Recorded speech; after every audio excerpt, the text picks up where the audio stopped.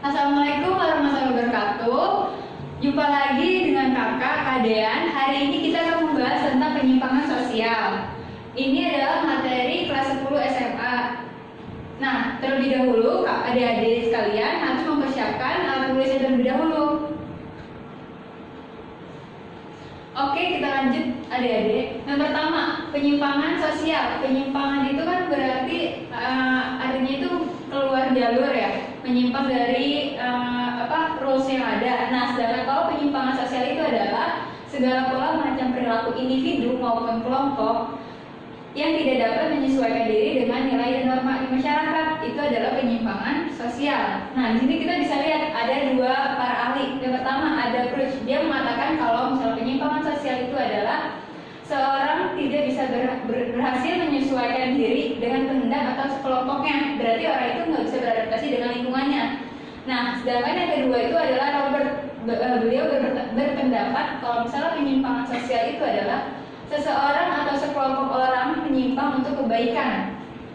Nah, ini adalah dua menurut para ahli yang kemukakan tentang penyimpangan sosial. Nah, sedangkan kalau misalnya contoh dari penyimpangan sosial itu bisa kita lihat itu ada dua, yaitu di dalam keluarga sama di sekolah. Kalau di keluarga itu contohnya seorang anak membentak orang tua, itu merupakan salah satu dari penyimpangan sosial. Kalau dilihat dari yang sekolah itu adalah siswa-siswa yang telat berangkat sekolah, itu merupakan salah satu dari contoh penyimpangan sosial. Nah, penyimpangan sosial itu bukan berarti kejahatan. Nah, sedangkan kejahatan sudah pasti penyimpangan sosial. Next. Selanjutnya ada faktor terjadinya penyebab perilaku penyimpangan. Itu ada dua, ada faktor internal dan faktor eksternal. Kita bahas di faktor internal terlebih dahulu. Itu ada 4. Yaitu pertama ada intelligence atau tingkat kecerdasan manusia. Yang kedua itu jenis kelamin. Yang ketiga kedudukan seseorang dalam keluarga. Yang keempat itu adalah usia. Jadi kalau faktor internal itu adalah di dalam diri sendiri. Sedangkan kalau misalnya faktor eksternal itu di luar dari kayak misal keluarga, terus di luar diri kita sendiri. Itu berarti penyebabnya itu ada di pertama pendidikan. Itu bisa pendidikan lembaga formal dan lembaga non formal. Kalau lembaga formal itu kayak sekolah, SMP, SMA. Sedangkan kalau lembaga non formal itu kayak seperti bimbingan belajar seperti itu. Nah, sedangkan kalau yang kedua media massa itu bisa kayak dari media cetak, media suara kayak radio, televisi, terus koran. Sedangkan yang ketiga adalah pergaulan kalian di lingkungan sekitar kalian. Ini adalah beberapa dari faktor eksternal, yaitu penyebab terjadinya perilaku penyimpangan. Next. Nah, selanjutnya ini adalah ciri-ciri penyimpangan. Itu ada 6. Yang pertama adalah penyimpangan dapat didefinisikan. Yang kedua adalah penyimpangan relatif atau mutlak. Yang ketiga adalah penyimpangan dapat diterima atau ditolak. Yang keempat adalah penyimpangan terhadap budaya nyata. Yang kelima penyimpangan terdapat norma-norma penghindaran. Yang keenam adalah penyimpangan bersifat adaptif. Nah, kita lihat tuh penyimpangan nomor 1. Penyimpangan dapat didefinisikan, yaitu penyimpangan harus berdasarkan kriteria dan diketahui penyebabnya. Contohnya kalau misalnya kita mengambil kayu di lahan pertanian, berarti kan itu ibaratnya kayak kita tahu tuh tempat lokasi penyebab terjadinya penyimpangan. Nah, kalau yang nomor 2 itu adalah penyimpangan relatif atau mutlak. Oke, kita ulangi ya adik-adik. Nomor 2 yaitu penyimpangan relatif atau mutlak. Penyimpangan relatif atau mutlak itu adalah seseorang sesekali mengalami penyimpangan. Contohnya kita misalnya membohong pada orang tua. Itu adalah termasuk salah satu dari penyimpangan relatif. Nah, yang ketiga itu adalah penyimpangan dapat diterima atau ditolak. Penyimpangan dapat diterima dan ditolak itu maksudnya kayak misalnya di kota A memperbolehkan seseorang atau seseorang perempuan dan laki-laki bertinggal bersama. Sedangkan kalau misalnya di kota B seseorang perempuan maupun laki-laki dilarang untuk bertinggal bersama. Nah, tetapi di kota A dan di kota B melarang untuk menggunakan sampah plastik. Itu adalah contoh dari penyimpangan yang dapat diterima atau ditolak. Nah, yang ketiga, penyimpangan terhadap budaya nyata. Penyimpangan terhadap budaya nyata itu adalah penyimpangan ini merupakan seperangkat aturan yang berlaku dalam suatu kelompok masyarakat, akan tetapi terjadi kesenjangan antara antara desain dan dasolan. Nah, yang kelima itu adalah penyimpangan terdapat norma-norma penghindaran. Itu adalah perbuatan untuk memenuhi keinginan tanpa melanggar nilai-nilai tata kelakuan secara terbuka. Contohnya itu kayak misalnya banyak kan kita lihat di toko-toko yang pinggir-pinggiran jalan itu, dia suka menjual minuman keras. Biasanya itu mereka menjual tersebut tanpa adanya perizinan kayak gitu. Itu termasuk contoh dari penyimpangan terdapat norma-norma penghindaran. Nah, yang keenam itu adalah penyimpangan bersifat adaptif.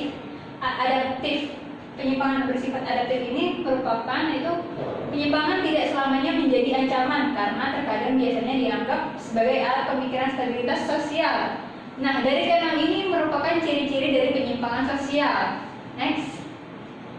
Selanjutnya ada teori-teori tentang penyimpangan sosial. Yang pertama itu adalah teori menurut si Robert, yaitu teori 6. Dia menyatakan kalau misalnya teori ini adalah penyimpangan berasal dari masyarakat yang tidak memiliki atau mempunyai pedoman nilai atau norma dalam menjalankan kehidupan.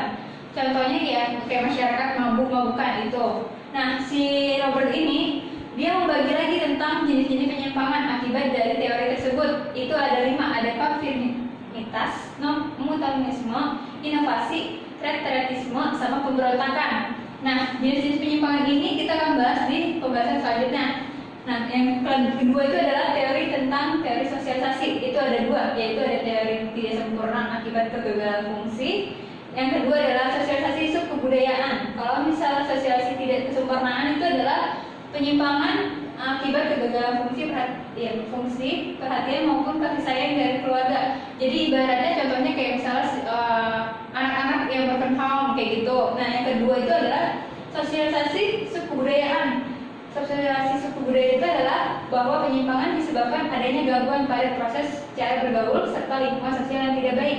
Ya contohnya kayak misalnya kalian di sekolah, terus ada teman kalian yang kayak udah mulai ikutin merokok, menggunakan narkoba, itu merupakan pergaulan kan? Itu merupakan contoh dari sosialisasi subkebudayaan. Next. Nah, ini yang kakak tadi bilang, ini adalah yang menurut Robert, jenis-jenis penyimpangan menurut Robert akibat penyimpangan tersebut. Itu yang pertama. Yang pertama ada konformitas.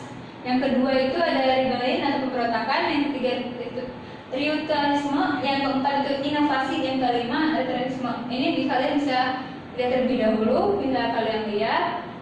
Next. Nah, selanjutnya ada teori labeling. Teori labeling ini ada beliau berpendapat kalau misalnya bahwa penyimpangan disebabkan oleh pemberian cap atau label dari masyarakat kepada seseorang. Nah, biasanya kita suka lihat nih, kalau misalnya contohnya itu kita lihat kalau orang yang bertato itu pasti kan kita beranggapan orang itu nakal, orang itu nggak benar gitu. Kayak gitu contohnya. Nah, sedangkan yang terakhir ini adalah teori difference. Itu adalah teori ini penyimpangan bersumber pada pergaulan yang berbeda, dan penyimpangan ini dipelajari melalui proses alias budayanya.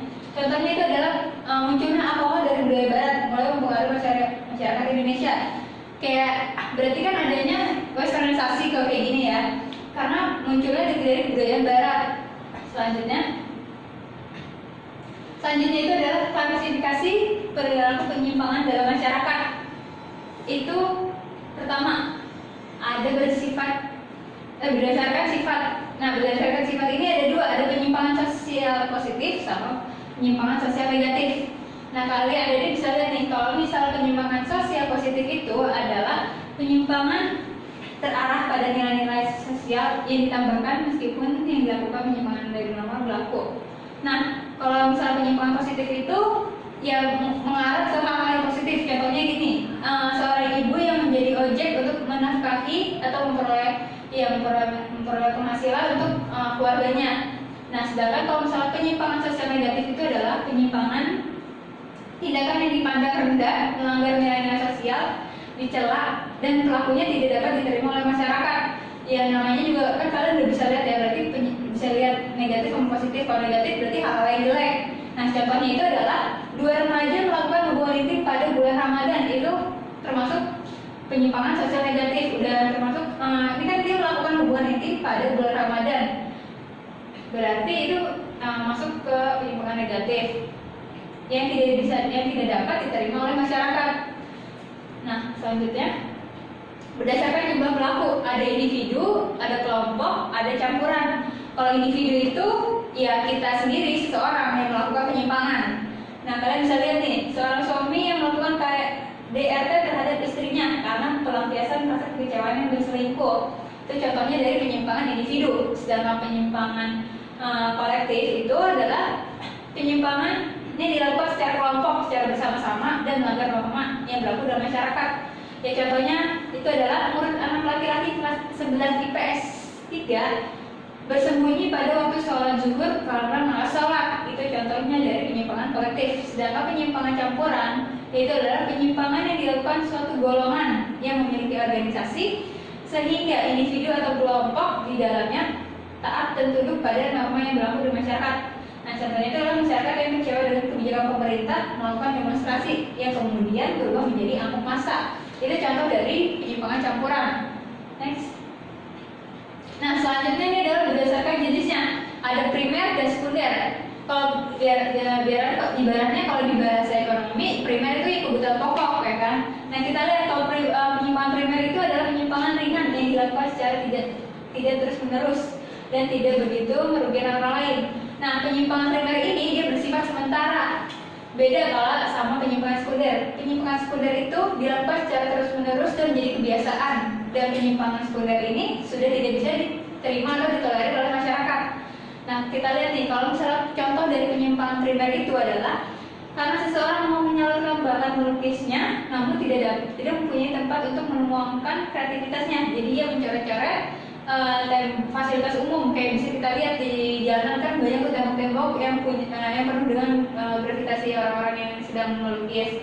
Nah, sedangkan kalau contoh dari penyimpangan sekunder itu adalah siswa yang selalu menyontek pekerjaan temannya, itu kan menjadi kebiasaan dan tidak dapat diterima oleh masyarakat. Berarti kan kadang ada teman yang dalam hatinya dia nggak mau nih pekerjaan dia dicontek oleh temannya karena itu udah hasil dia, jadi payahnya dia mengerjakan tugas tersebut. Nah, selanjutnya ada berdasarkan tipe. Ini diungkapkan oleh si Emil. Emil menyatakan kalau penyimpangan itu adalah kejahatan apabila tercantum dalam KUHP.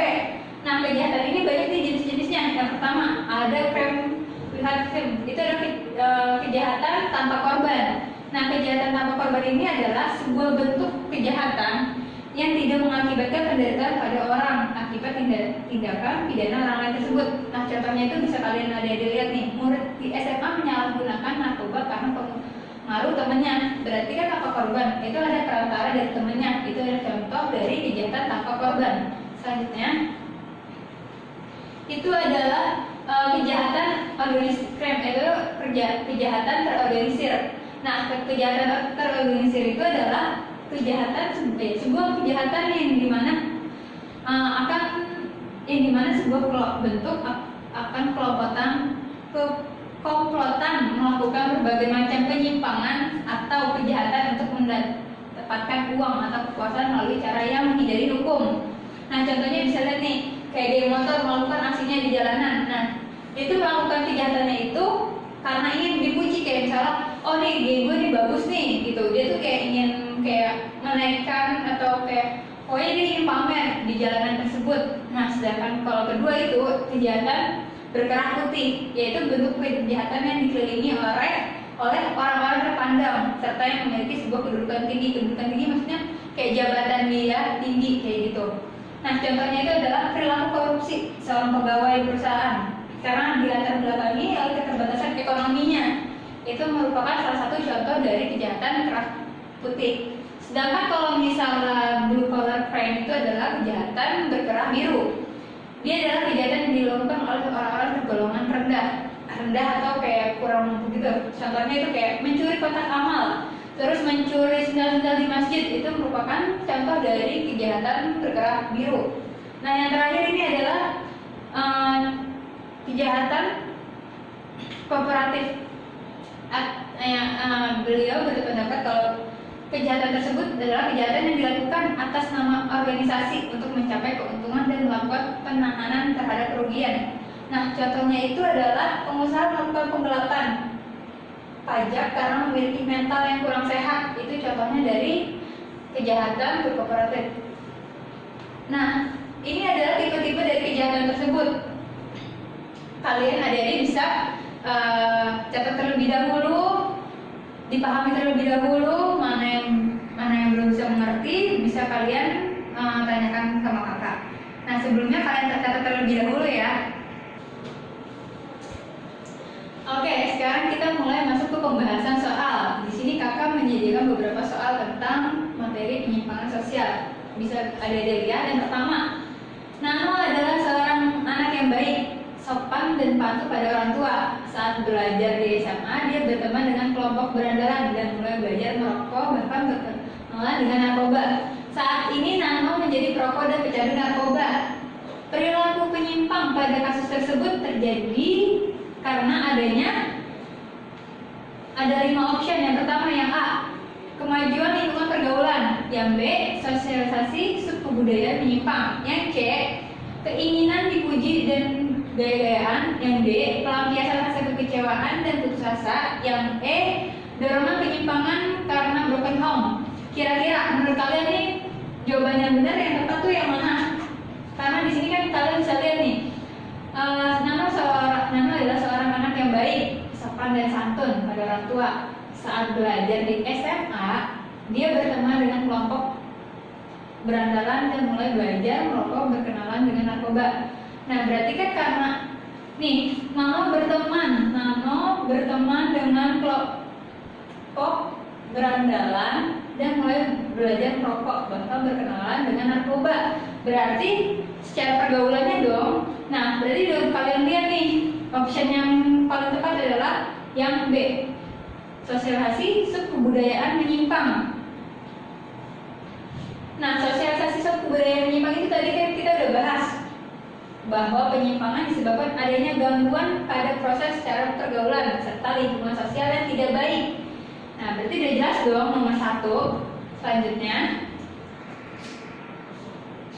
nah lanjut soal nomor 2. Seorang ibu rumah tangga terpaksa bekerja sebagai tukang ojek untuk memenuhi kebutuhan ekonomi keluarganya. Hal ini merupakan penyimpangan sosial yang bersifat, kalian bisa lihat nih, poin pentingnya adalah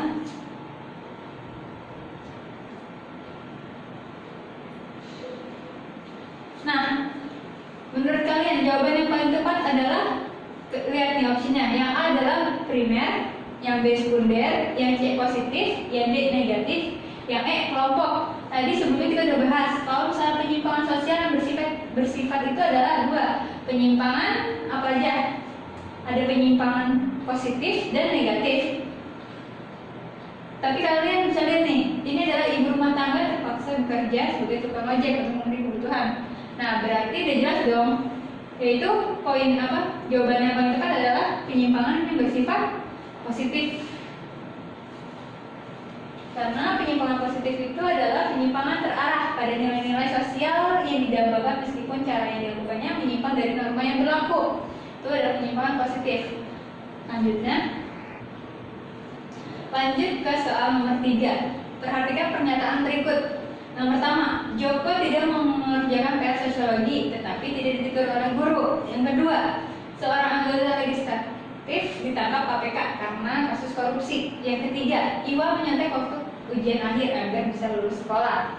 Poin keempat, Koko ditangkap polisi karena menggunakan narkoba.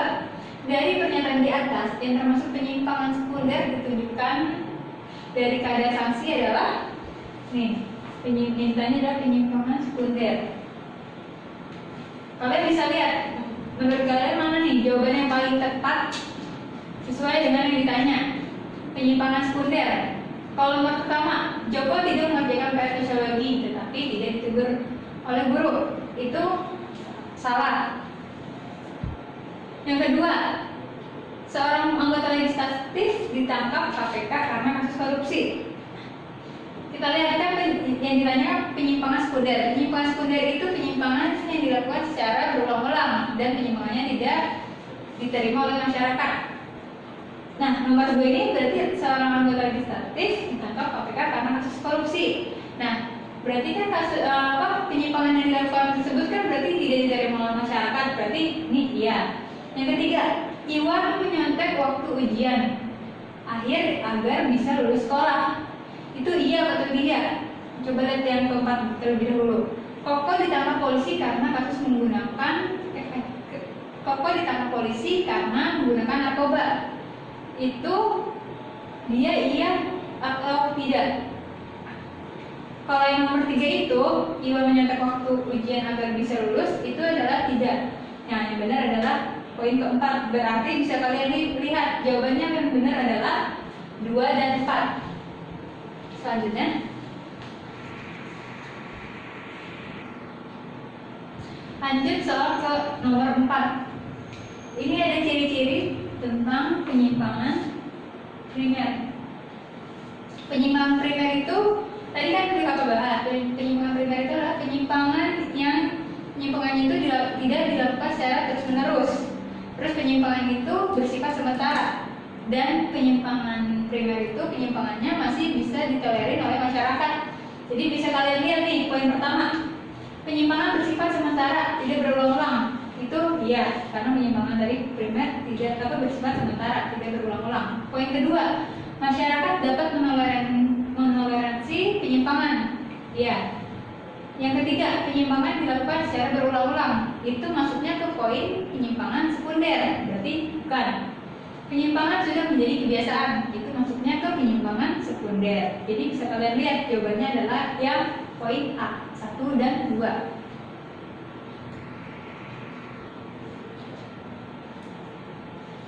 Selanjutnya nomor 5, terakhir. Pada masyarakat Indonesia, terkadang pria menjadi juru masak atau chef dan menjadi penata rias di pengantin salon kecantikan. Kasus tersebut merupakan pria apa juru masak chef menjadi penata. Nah, itu poinnya, bisa kalian lihat. Itu masuk ke option yang mana? Dilihat kalau A itu adalah penyimpangan sosial. Kalau penyimpangan sosial kan tadi adalah penyimpangan perilaku seseorang atau kelompok yang menyimpang dari norma dan nilai masyarakat. Sedangkan kalau penyimpangan negatif, iya atau bukan? Penyimpangan negatif itu adalah penyimpangan yang penyimpangannya tidak terarah. Nah, ini kan kalian bisa lihat nih, pria menjadi juru masak, chef dan menjadi penata rias pengantin salon kecantikan. Nah, berarti maksudnya ke ini kan dia melakukan hal positif, berarti penyimpangan positif. Kenapa positif? Karena penyimpangan positif itu adalah penyimpangan yang terarah. Meskipun cara yang dilakukan menyimpang adalah meskipun cara yang dilakukan menyimpang dari norma yang berlaku. Nah, berarti jawaban yang paling tepat adalah penyimpangan positif. Sekian pembahasan dari kakak tentang materi penyimpangan sosial. Silakan diulang dan dikerjakan latihan soal-soalnya. Semangat dan salam